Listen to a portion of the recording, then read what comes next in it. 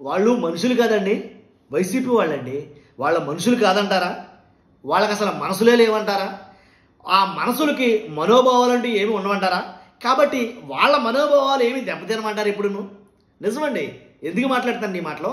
YCP వాళ్ళకి మనసులు లేవేమో, మనుషులు కారేమో, వాళ్ళ మనసులకి మనోభావాలు లేవేమో, అవి దెబ్బతినవేమో అని అనిపిస్తుంది నాకు. ఎందుకంటానంటే మా మనోభావాలు దెబ్బతిన్నాయి కనుక మేము కేసు పెడుతున్నాం. పవన్ కళ్యాణ్ గారిని అన్నారు మా మనోభావాలు దెబ్బతిన్నాయి, మేము హర్ట్ అయ్యాం కాబట్టి మేము కేసు పెడుతున్నాం పలానా ప్రజానాయకుడి మీద లేదా పలానా నాయకుడి మీద అని ఎక్కువగా ఇప్పుడు జరుగుతున్న కేసుల్లో ఎక్కువగా ఏదైతే కేసులు మోపు చేస్తున్నారో, కేసులు పెడుతున్నారో, ఆ పెట్టే కేసులు ఎక్కువగా కూడా వేటి మీద జరుగుతుందంటే కనుక ఎవరో మనోభావాలు దెబ్బతిన్నాయి కాబట్టి వైఎస్ఆర్సీపీ నాయకుడిని అరెస్ట్ చేయాలి. ఇంకెక్కడో ఎవరో మనోభావాలు దెబ్బతిన్నాయి, అక్కడెక్కడో ఉన్న వైసీపీ నాయకుడిని అరెస్ట్ చేయాలి. రాష్ట్రంలో జరుగుతుంది ఎక్కువ ఇదే నిజంగానే. కాబట్టి అందుకే నా డౌట్ వచ్చిందనమాట.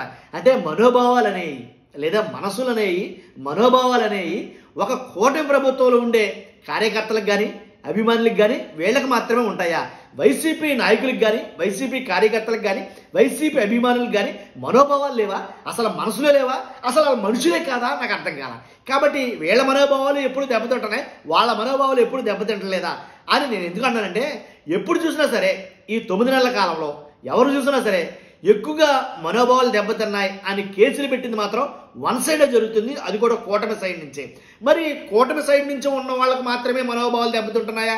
వైసీపీ వాళ్ళకి మనోభావాలు దెబ్బతింటలేదా? ఒకవేళ దెబ్బతింటే మరి వాళ్ళు ఎందుకు కేసులు పెట్టడం లేదు తిరిగి?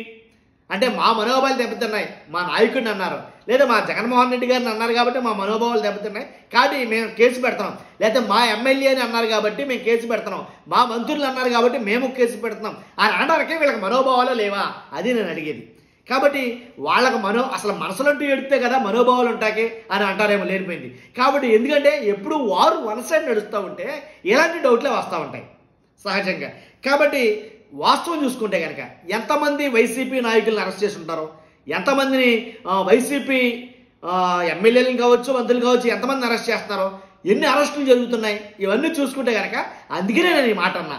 వాళ్ళ మనుషులు కాదా? వాళ్ళకి మనసులు లేవా? వాళ్ళకంటూ మనోభావాలు లేవా?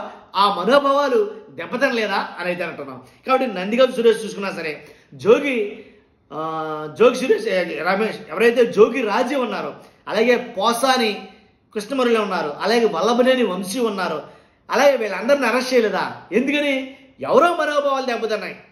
వాళ్ళ నాయకుల పట్ల ఎవరి మనసులో దెబ్బతింటం వల్ల వీళ్ళ అరెస్టులు అయితే జరిగినాయి. అలా కాదు, అరెస్టులు అవడం కాదు, ఇంకా అరెస్ట్ కావాల్సిన వాళ్ళు కూడా ఉన్నారు, వీళ్ళు కూడా అరెస్ట్ అవుతారు. ఎందుకని?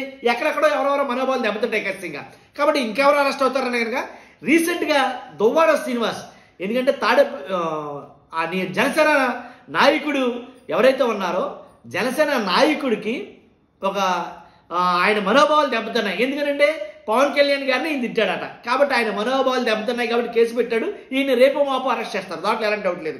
ఎలా అరెస్ట్ చేయబోతున్నటువంటి ఆల్రెడీ నోటీసులు ఇచ్చేసినట్టున్నారు. తర్వాత ఇంకా అరెస్ట్ కావాల్సిన వాళ్ళు ఎవరైతే ఉన్నారో, అరెస్ట్ కాబోయే వాళ్ళు కొడాలి నాని ఉన్నారో, పేర్ని నాని ఉన్నారో, అలాగే విడుదల రజనీ ఉన్నారో, ఈ కోవకు సంబంధించిన వాళ్ళు, ఈ జాబితాలో సంబంధించిన వాళ్ళు మనోభావాలు దెబ్బతిన్నాయనో లేకపోతే స్కీమ్లో మొత్తం ఏదో రకంగా అరెస్టులు అయితే కనుక జరగబోతున్నాయి. వీటన్నిటికీ గంపకొత్తగా కారణం ఏదైనా కావచ్చు, మనోభావాలే దెబ్బతినొచ్చు, లేదా అక్రమ అరెస్టులే కావచ్చు, లేదా రాజకీయంలో భాగంగా కక్షలో లేకపోతే కార్పణ్యాలతోనో మొత్తం అరెస్టులు అయితే జరుగుతున్నాయి. కాబట్టి అంటే నేను వింటున్నది 9 నెలల నుంచి వింటున్నది, వాళ్ళ మనోభావాలే దెబ్బతింటున్నాయా? వైసీపీ వాళ్ళకి మనోభావాలు లేవా? అదే నేను అడగలనుకుంది. కాబట్టి మీ అభిప్రాయం అంటే ఖచ్చితంగా కామెంట్ రూపంలో తెలియజేయండి ఫస్ట్.